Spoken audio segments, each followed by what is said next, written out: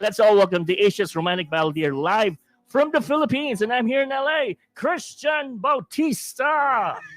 Hello, hello, hello, hello. How are you doing? Live from my bintana. Hello, Yeah, kamusta po? and live from the buildings out there, I could see. Yes, nanonood sila lahat. Good, Kamusta? good morning. I'm okay. How about you, Chris? I'm okay, I'm okay. I just had my coffee. I'm good to go. Ayan, ako, yun talaga. Don't forget the coffee, di ba? Yun ang Yeah, yun ang energy our booster. lifeline, Exactly. Nako, our lifeline talaga. IV. Hindi pwede vaccine na siguro yan. The vaccine. Okay, speaking of vaccine, ako alam naman natin na ginulat tayo ng COVID na ito. It's been a year, right? It's been a year na nag-lockdown and yung pinakauna talagang naapektuhan with this pandemic are the artists like you in the media. I think everybody, But how are you coping up with the pandemic now, Chris? Getting by with a smile. Pero it's not as easy as we would like, of course, obviously. Pero you just gotta, work hard pa rin. Yeah. Create work for you. I'm very happy na GMA is here and that they are able to provide us with a variety show kahit nung sinosolve pa lang yung studio taping, nagkaroon kami ng like Facebook live shows, right? And talagang it's time to create, to create songs, to create work, and all that, to find works, live stream, ganyan. You gotta move. Yeah, even if the world stopped, exactly. we have to move. Oo. Ayun lang naman ang sabi nga sa kanta ni constant change. But whatever is constant ay yung change, right? Ang pagbabago lang, And thank God for the technology, you're there in your home and I'm here in our home studio too. Great. Talking and we're still here, So yeah, we're glad that maraming na nag-hearts. Hi sa kay Christian daw, sabi ni Claire. Kanina, tinatanong namin, what's your favorite Christian Bautista song? Ako, ang daming, agad, mga kanta naman. Eh. Happy to know. Oh, but eto, since tinanong ko sila, I know this is a hard question. What's your favorite Christian Bautista song coming from a Christian Bautista? Me? What is What is your favorite song? Oh, it's easy. It's The Way You Look at Me. The Way You Look at, di ba? Pareho kami. My first song. Kanina 2004. Di ba? Oo, under Warner. It's easy. Yeah. Oh. I was still in Ilonggo ako, regarding ako ng Bacolod na. I was in Bacolod back then, 2004, and then transferred to LS in Manila, 2008. DWLS. That was the first, I think, nung dumating, kasi dati, sampler pa, di ba?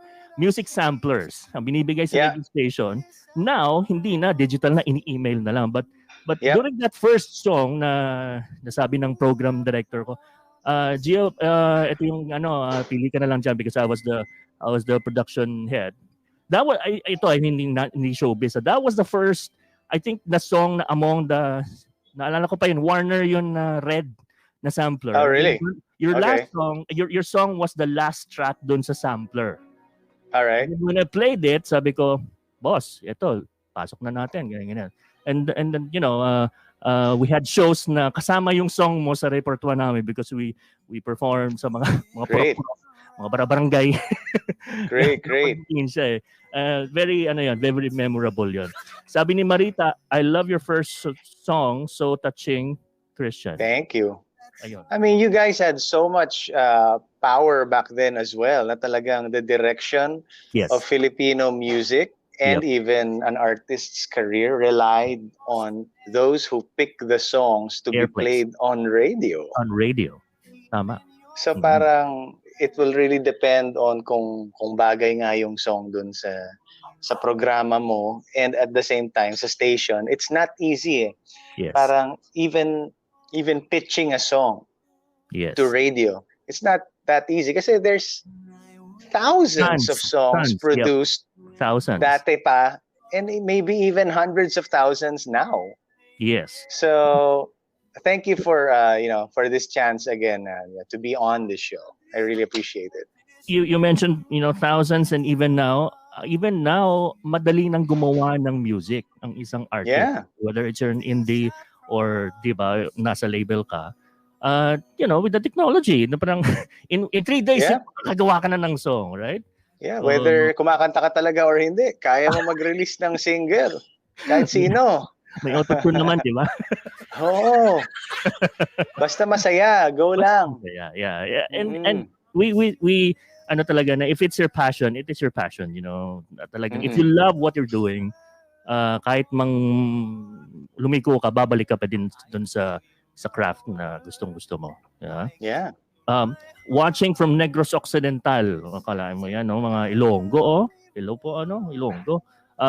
Good morning sa inyo dalawa, sabi ni Maureen. I think she's from Hong Kong. Grade 4 Hello. way back 2004. Super fan ako, sabi ni Joyce Vargas. 2004. Hey, Joy. Yan. I think that was when did yun din ang first the first single, and then that was your entry to the to the industry. Well, the entry to the industry on TV would be Star in a Million. In theater would be The Lion, Witch, and the Wardrobe under trumpets. Mm-hmm. And in recording, then yes, The Way You Look at Me sa Warner Music before. Now I'm with Universal Records. Universal Records. And thank you, Universal, Grace and Porsche, for having Christian here. Sir Carlo, sabi ni Sir Carlo, The Way You Look at Me, written by Andrew for a female singer in Germany. And then Christian revived it and made it a hit in the Philippines and Southeast Asia. Okay. And you are a hit also sa bansang was it Singapore, Thailand, Malaysia? Oh, Southeast More Asia. More on Indonesia. You got it on the 4th try. Hindi ako tumama. You got it naman on the 4th try. Okay. Pero the song also traveled sa Singapore and Malaysia and Thailand. It traveled there as well. Mm-hmm. Alam mo, dito sa LA, I have indie American friends na gumagawa ng mangha sila sa atin, sa Filipino singers, because pag kumanta daw tayo, parang nagsa-storytell, parang ganun. Parang, like that song, doon sila namamanga, and the expression, and then kung paano ni-interpret ang isang song. Yeah, so kudos. Ito talaga, The Way You Look at Me talaga. Pang video okay to, number 3812. 381, anong device? Anong kumpanya? Letter M ang unang iba-iba di ba? Oh, iba-iba 38182 ito. Yung reverb, ganong kalakas sa reverb? Ay, nako, mga nasa 50. Here's a Filipina voiceover and actress here in LA. Sabi ni Noreen, I met you sa The Clash Anaheim concert ninyo ni Aya and Jaya Christian. I interviewed you for GMA here. GMA Pinoy TV. Fantastic. Thank you. Good to see you here online. Nako Okay. Again. Yan, Bob John, or you are watching, mga taga Orange County in California. How many times have you been here in LA or in California? I don't know, pero quite a lot. ABS days pa, nagtutour na kami dyan, and GMA patuloy pa, thank God. I miss traveling, I miss performing, so hopefully talaga magsiayos na tayong lahat tayo para kumalma na, sundin na natin ang mga kailangan gawin para bumaba na ang mga cases. Correct. Para maging normal na ang lahat. Maging normal. You mentioned travel, so kumbaga na lockdown tayong lahat, even us here. Although we didn't use the word lockdown kasi alam mo naman ng America, no? But syempre nagulat lahat, and then lahat nagstayed sa bahay.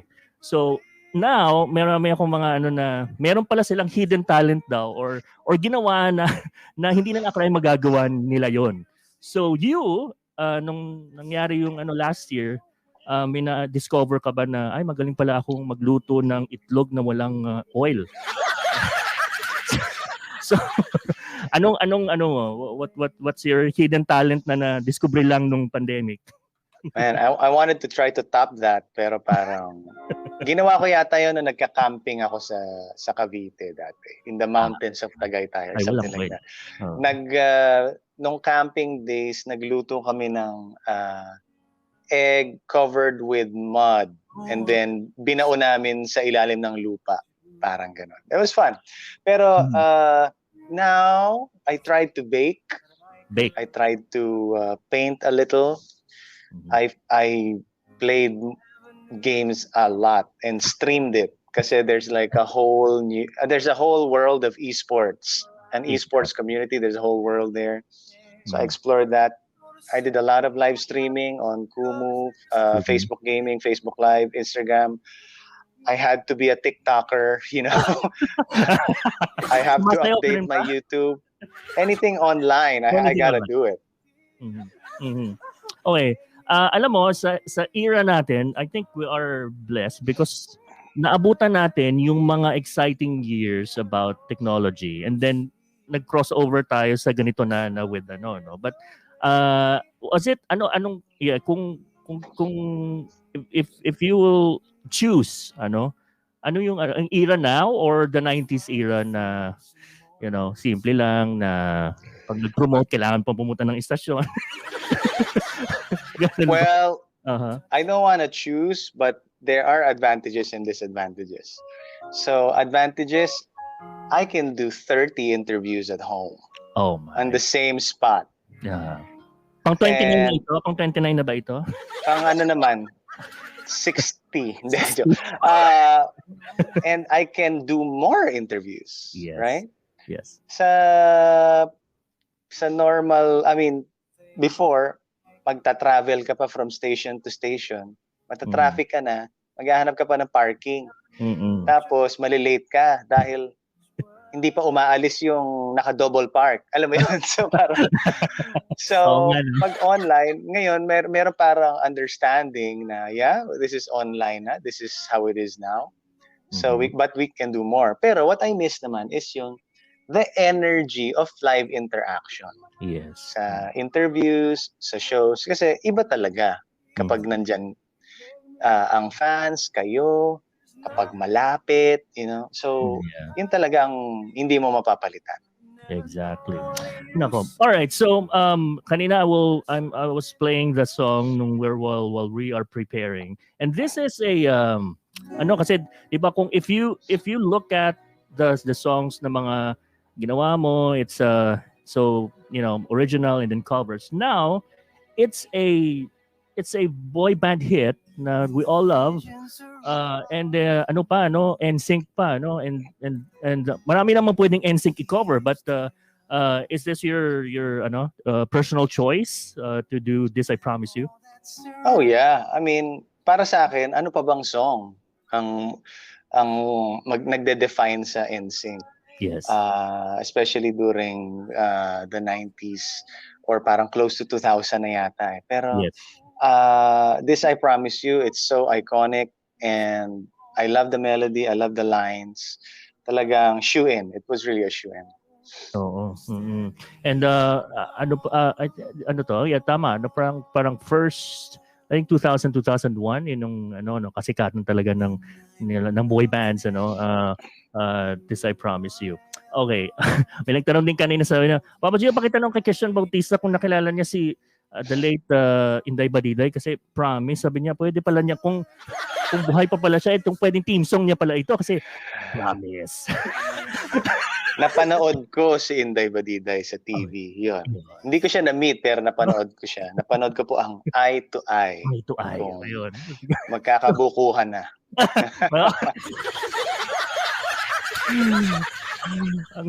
ang aking kaibigan sabi niya, ayan na, Tito Moves na, Tito Moves. Promise. Promise. Si Inday Badiday. Yes. Magbabalik classic. Si Christian. Promise. Classic. This I Promise You. Classic talaga. Well, are we now you've covered this song? What's the pathway? Are we expecting more of this kind of baka yung ibang boy band naman ang maririnig namin, or this is just a personal favorite na gusto mo siyang gawin?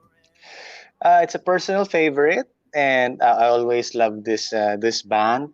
I also released OPM naman na cover, Ikaw Lamang by Silent Sanctuary. It's out now as well. I also wrote a lot of originals during the time that we were in quarantine as well, and sang originals as well. So parang that's how I do naman my releases. Sometimes covers, sometimes originals. So I'm excited to do originals again later on. Somebody's watching here, ang partner natin dito sa LA, Walter Luna is watching at the bar right now. Ito yung studio namin. Would you believe this studio is it's a garage? Oo, garage lang siya na pinabihis namin. I believe it. Oo, yeah. Yung ano nito, harap nito is a mini bar. Sabi niya, gwapo siya pag may bigote. Nako, ayan na tuloy. Mga bigote. Iba talaga, may mga balbas. Iba talaga. Oo.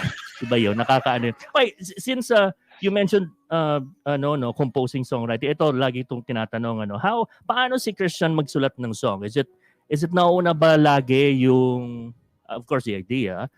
Is it the lyrics, the melody, the tune? Ano bang nauuna doon sa kanila? Obviously, there are many ways to go about it. Different people, different folks, different strokes. For me, it could be a melody first. It could be a line first.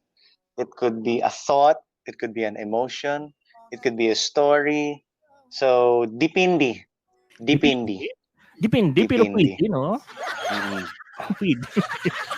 Pwede talaga mag-compose, no? Kahit sino pwede. Ako hindi ako marunong mag-play ng musical instrument, pero nire-record ko lang yung siguro melody sa phone ko, ganyan. Tapos later on, nakabangko na siya. I just ask someone to play it for me, like my brothers. Tapos yun, you make one out of it. Well, we hope to hear more of your originals, compositions, kasi iba pag balladeer talagang kumaga pwede siyang maging, if you make a ballad song, marami siyang pwedeng paggamitan, di ba? It could be in a wedding, naliligaw ka, at theme song ng isang teledrama, di ba? Yeah. Classic lagi ang ballads. Hindi siya mawawala talaga. Oo, endless, timeless talaga. Oo. Ayan. Somebody's watching from, si Paul. Ayan, Paul, taga Cavite yata siya.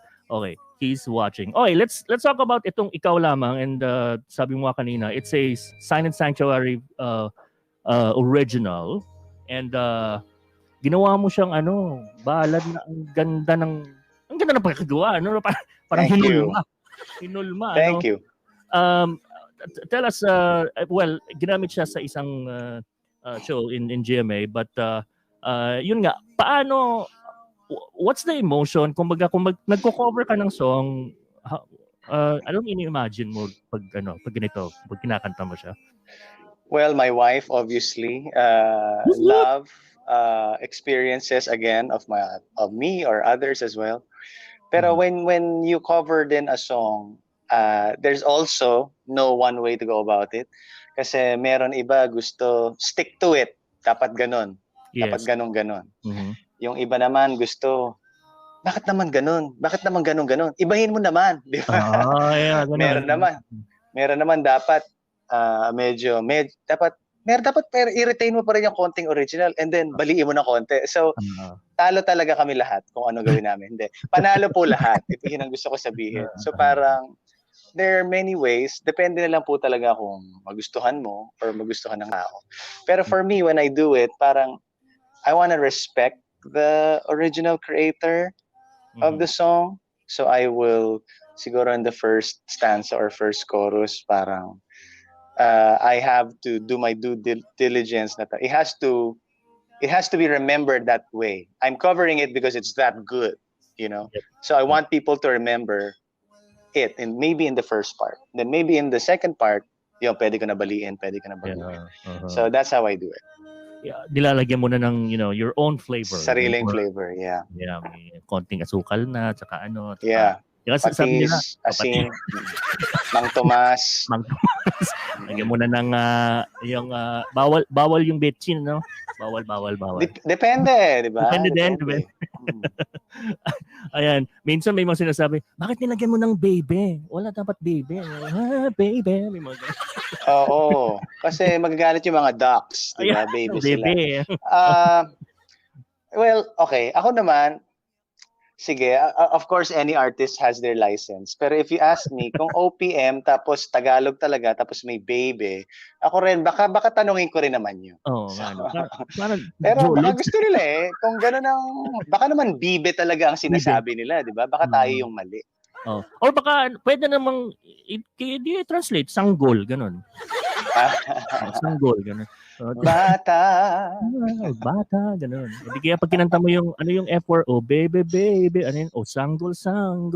Ay, tin-repair mo yan, matagal na, no? You use that a lot, no? 2 years. You use that a lot.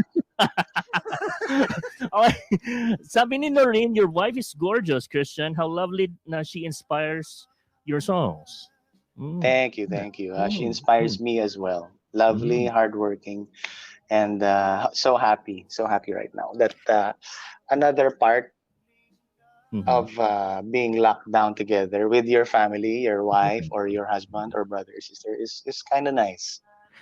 Speaking of that, syempre, ano na ngayon, what's the feeling na, you have a wife and then pag-uwi mo, pagising mo, may gorgeous wife ka ng katabi, and then, anong feeling nun, pag ganun? Yeah, it's beautiful. It's more of parang you have a partner. It's really a partnership that you can rely on, that relies on you, someone who loves you and someone who you love. I'm sure there are others na... Tumutunog na yung microwave o piniprepare na yung food mo siguro. I'm sure na merong mga tao na who is totally content being single, and that's fine. They find their partnerships in friends or coworkers, and that's fine. Iba rin din yung you live with them, or you're married to them, going through the world together. Iba rin. Sarap din.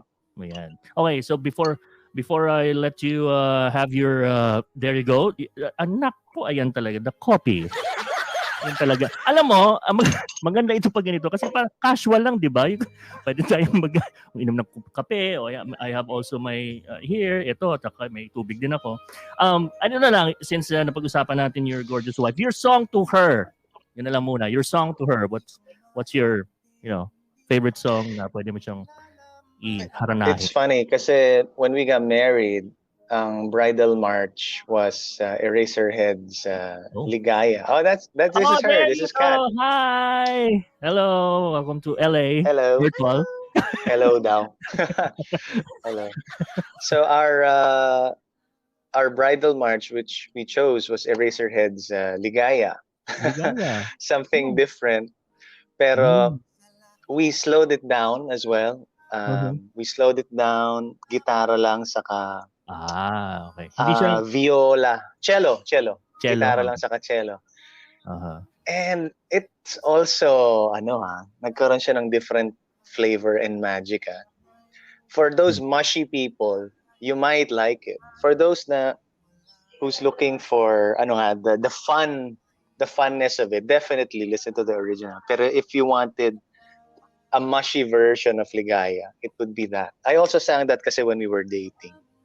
In a show na nanonood pa siya. And she liked it, I liked it. Tapos parang inisip namin, gawan kaya natin ng version. Tapos yun ang bridal march. Parang yung mga tao nga, what? Ligaya? Pero, tiniming pa namin nung paglakad niya sa church, right? Biglang doon na pumasok yung sagutin mo lang ako, aking sintay, walang humpay na ligaya. So it just made sense. Baka pwede mo rin iibigin ka. Yeah. Baka pwede mo rin yung i-cover, have your own version of that, no? Meron na, naka-release na rin. Naka-release na. Yeah. Ano na ko sa balik. Diyan yan, masa-search mo dyan. Okay. Your team can. Speaking of release, so now this is the brand new song yung This I Promise You, and this is, well, ganun naman talaga ngayon ang digital, is it's out now. You can stream it wherever you listen to your music, right? Yeah. And then may CD pa ba ngayon? Matagal na akong hindi nakakita ng CD eh. Yung ano na lang, sir, to answer you, may CD pa naman. Yun na lang mga inuubos sa stock room. Sa stock room. Naalikabukan na, no? Yung mga inuubos na nagiging ng 20-20 na lang, ganyan. Minsan, na lang, pag bumili ka ng gamot, may kasamang CD, gano'n. Diba? Oh my gosh. Ganun. Pero ito kasi may mga din, minsan maganda din na may hinahawakan eh. That's why I think some are still, reproducing it or ginagawa sa CD. Kasi iba yung may hawak ka talaga na pag nakita, ay naku, may bigote na pala ngayon si Christian. Pogi na ngayon, no? Ganun. Yeah, if you're really, a super fan and or you're a collector, you will really buy and search. 'Di ba nga vinyl bumalik ulit. Even big pop stars in the US nagkakaroon ng mga vinyl. Yes. Sa binebenta sa mga collectors kasi. Pero yeah, a resurgence of the CD would be nice kasi remember way back nga nung 90s, pagandahan ng cover yan eh. Exactly. Pagandahan ng ibang folds packaging, sorry, I apologize. Trifold. Pagandahan ng packaging, trifold, ganito, ganyan. Tapos nung hindi pa nga sikat yung Spotify, Apple, nung piracy pa ang sikat, nawawala na yung packaging, nagiging CD na lang, di ba? Wala nang special. Bakit pagagastos, di ba? Naka-plastic na lang yun. Ay, naku, nabutan ko yun. Naka-plastic na lang. Papel na lang. Papel na lang. Papel na lang. Tapos sulat mo lang yung title. Kasi ilalagay mo sa sa computer mo eh. Pa-burn. And then buti na lang nga. Pa-burn mo, di ba?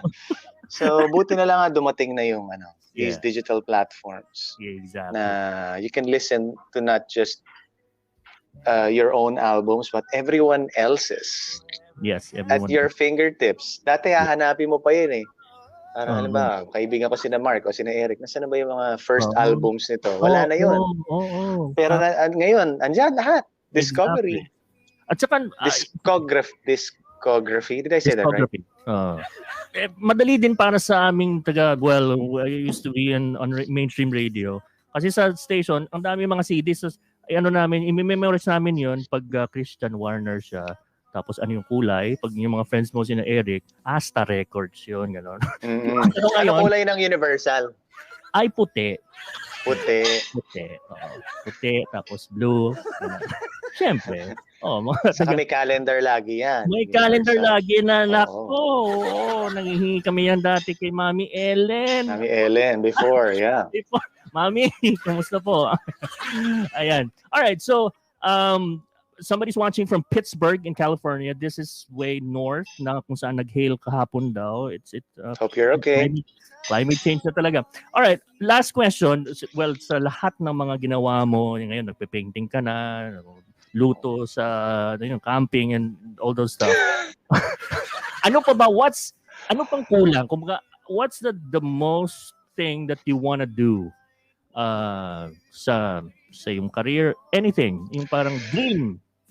I will be asked this question. I was asked this question a few interviews ago. The dream, what I would always say is, hopefully, I can release a hit song in America or Europe. That's always like my go-to answer. Yeah. Parang now, my answer is, I want a pandemic-proof business. That's what I want. A multi-million pandemic-proof business. That's what I want. That's what I really want. For asking me. Ang tanong ko naman balik, open-minded ka ba? Sige, usap tayo. DM for price. Alright. Pamain na lang po dyan mga kaibigan. Pamain po sa baba, no? Sige, pasend ang location para yung driver ko papadala ko na dyan.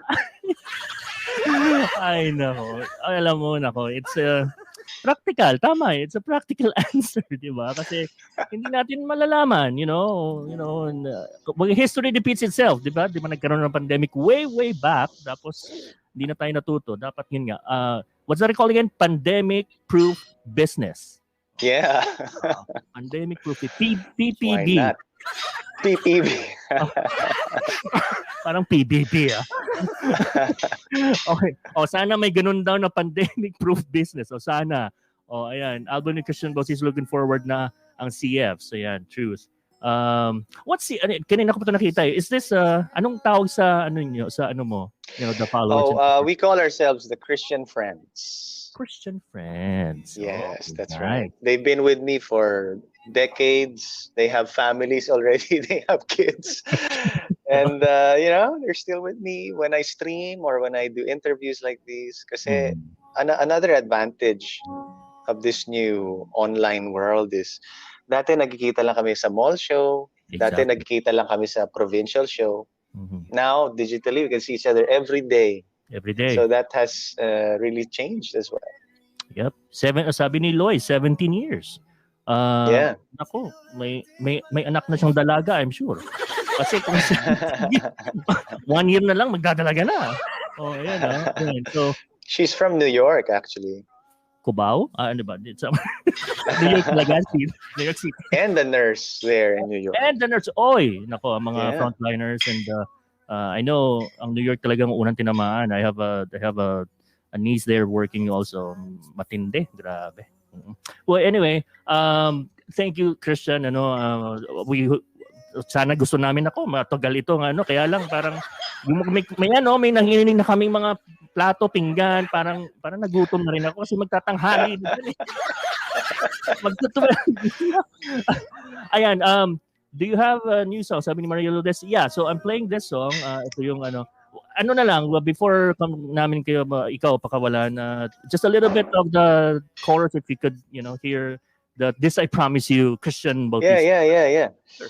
And I will take you in my arms and hold you right where you belong. Till the day my life is through, this I promise you. This I promise you. Thank you so much. Ay, nako, siya nga talaga. Ako po talaga. Siya po talaga, nako. Ayan siya talaga. Wala pong V8 yon, walang reverb po yun. Oy, sumisikat yung ganyan Yan Kahit sikat talaga. Oo. Kasi may mga ako na, kuya, naman dyan ng ano bang dyan? Ay, mahal, Yamaha, yung mga ganyan. Meron kami dito, V8. Parang V81 din.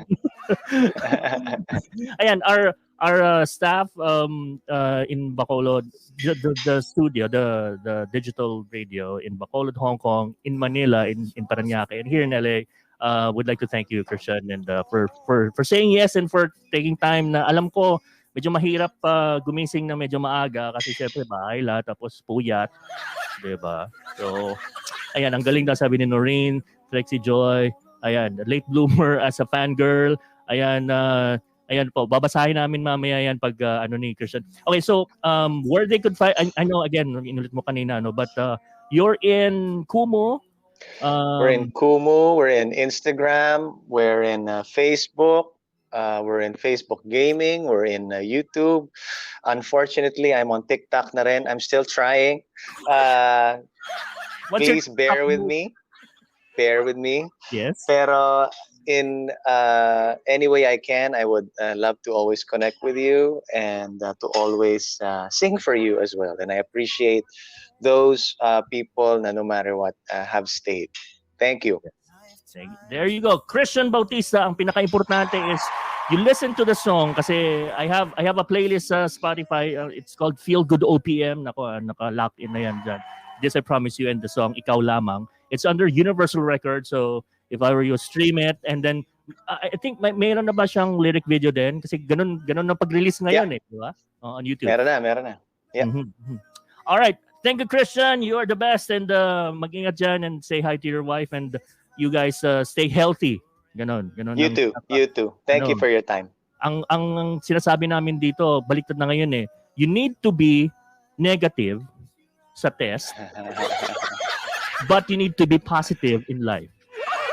Amen. Diba? Amen. Ano lang. All right, Christian Bautista in the house. Thank you so much. Hey. Thank you. Oh, I love you, Manila. I love you. I love you, Araneta. Thank you. Nakakamiss si sigaw yan. Ano? All right, thank you, bro. And mag-ingat dyan.